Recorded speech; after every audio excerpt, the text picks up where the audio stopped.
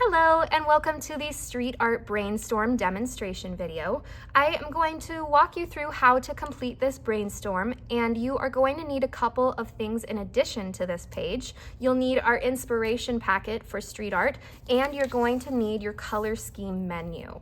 Now, we are brainstorming a couple of different topics. First, you're thinking about the words, names, or short phrases that you'd like to use for your final project. You have to have a minimum of 3 letters and a maximum of 15 unless you're willing to spend extra time outside of class on it. Now, you'll go through and write out your 4 options, and then you're going to circle your final text choice. Once you've decided on what you're going to write with your graffiti style, you're going to decide on your background choices. There are a list of options: the brick wall option with normal colors or weird colors, a city skyline, a sky blasting through a wall like a border, having ink or blots behind it, a name tag, a van or car, large shapes, the side of a building, a fading pattern. So I have a lot of different references for you to look at in this packet. This is our background inspiration. So you can look through, and these are all of the images that can be found in the introduction PowerPoint for this project. Now, these give you some really great examples of different routes that you might take with your background. You are adding something in addition to your word, so you can't just have your word and nothing around it. We have to have a background included. So you have some options to look at as examples. Here are some plain patterns you might consider incorporating.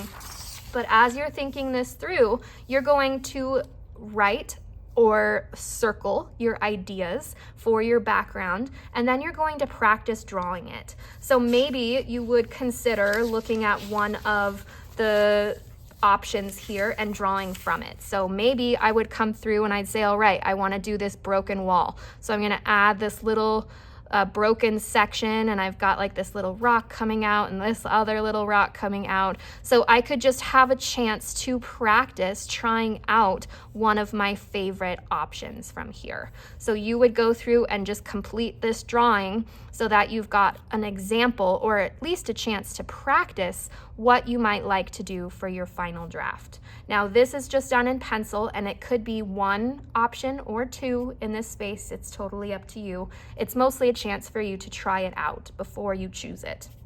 Next, you are thinking about your color scheme that you're going to use. And for that, I'd like for you to refer to either your color scheme menu, or you are able to use the color cube. So we've got all of these different cards that you can look through. They're really fun options and kind of unusual color schemes. Ooh, that's a pretty one. So you can use these to look through and find color schemes. I would recommend taking a picture with your laptop of it when you find one, if you do choose to grab out of the color cube. That way you can keep those colors safe and you'll remember what colors are included, because if you put it back in the box, you most likely won't be able to find it again.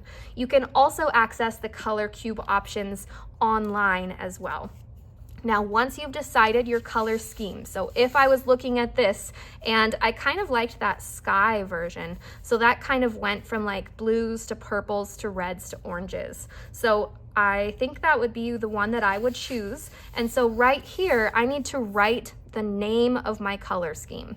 Now, if you're grabbing out of your color cube and you are just going to select one, let's see, I'm gonna grab, oh geez, let's find a good one. Okay, so here is our color scheme that I just picked. Now, although I grabbed it out of the color cube, I still need to find which color scheme it is on the color scheme menu. So this one would be warm colors or analogous. So I could just write warm or analogous here. So you need to write the name of your color scheme. Then you're going to look at your options for your colors, and you're going to take your colored pencil set and you're going to pull out all of the colors that are a possibility for you. So I would come in and I would add my scarlet red, I would add my carmine red, I would add my crimson lake.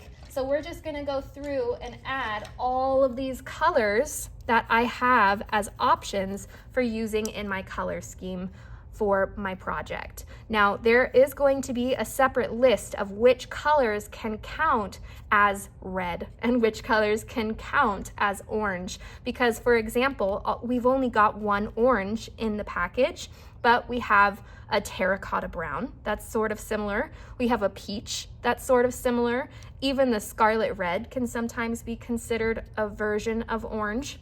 So I'll have that list out for you to see, but these are the spaces where I'd like for you to come in and add the remaining colors that are all options for you to use. The last section for the Street Art Brainstorm page is deciding what you would like to add in with your background and word. So we need to add something else into your design. So the first step is brainstorm 2 recognizable people, characters, places, or things to add to your word or phrase. You'll write those here.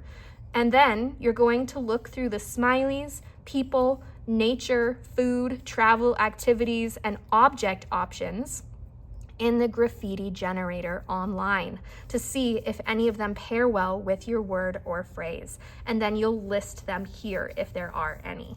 Now, in this example packet, there are some add-in inspiration pages. So you can see that for this one, it has a background, it's got the word, and it has these add-ins. So that's what we're looking for. And some of these have more of like an interactive add-in. So you could have a hand that's like pulling back the curtain on a wall to reveal what's behind it. You could have a spray can that has personality. You could add food. You could add a character from something that you might recognize. So those are some ideas, but I also added some doodle pages that have just interesting little things that I thought might be kind of fun to add to your graffiti word.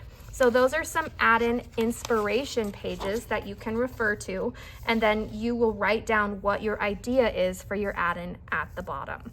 So you should have decided by the end of this page what your word or phrase is, what you're doing for your background, your color scheme, and what you're adding in. I hope that this was helpful. Thank you so much for watching.